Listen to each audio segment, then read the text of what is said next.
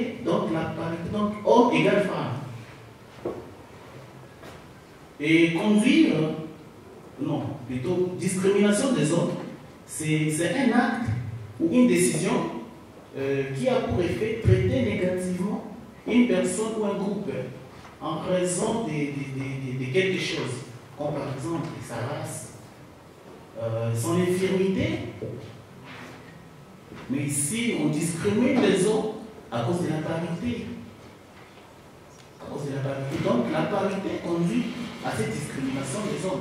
La parité et la discrimination des hommes, c'est sous ces thèmes que les collèges des étudiants de l'Université évangélique en Afrique, UEA, en collaboration avec les centres d'excellence Denis Mukwege, a organisé ce samedi 26 août 2023 un concours d'éloquence entre étudiants des différentes promotions et facultés. C'est après une formation de 3 jours organisée par ces mêmes collèges sur la prise de parole en public.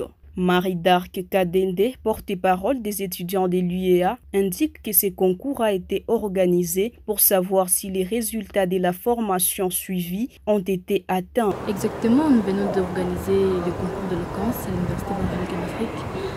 Premièrement, on avait d'abord commencé par une formation de la prise de parole en public qui nous a pris 2 jours. Et on a fait appel aux candidats, ils sont venus et on a commencé la formation. Après la formation, nous nous sommes dit d'organiser les concours d'éloquence pour tester ce qu'on a fait. Et le but de cette formation était de permettre aux étudiants de s'exprimer. Parce que tu peux avoir les idées, mais tu as du mal à exprimer ce que tu as dans toi. Ces concours qui portaient sur la thèse selon laquelle la parité occasionne la discrimination des hommes a été remporté par les groupes qui soutenaient l'antithèse. Les groupes ont soutenu que la mention « la candidature féminine » est vivement souhaitée sur les offres d'emploi frustre plusieurs hommes qui se voient déjà dévalorisés. Dire que c'est une pendaison scientifique. Prenons la Bible dans 1 Corinthiens. Non, 1 Corinthiens, verset 11, chapitre 1 Corinthiens, verset 11, chapitre 3 jusqu'à 10. Qu'est-ce que ça dit? Les Christ est le chef de tout homme. Et l'homme est le chef de la femme. Non, mais nous pouvons nous arrêter par là, la Bible a déjà dit. À quoi bon de continuer? Prenons l'exemple, disons, la femme travaille et l'homme aussi travaille dans la maison. Mais par méga, c'est l'homme qui rentre toujours à temps. La femme rentre en retard. Après l'homme, disons, voilà.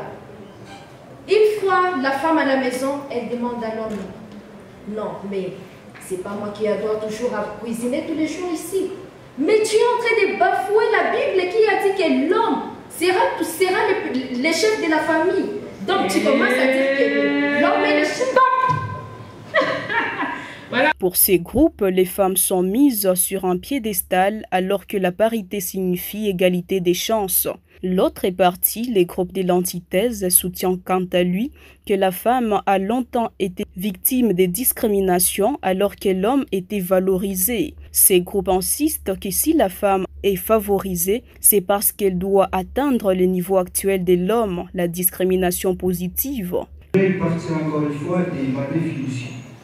La parité est conçue comme un instrument au service de l'égalité, consistant à octroyer aux hommes autant qu'aux femmes le même possibilité ou la même accessibilité aux ressources, tout en respectant leurs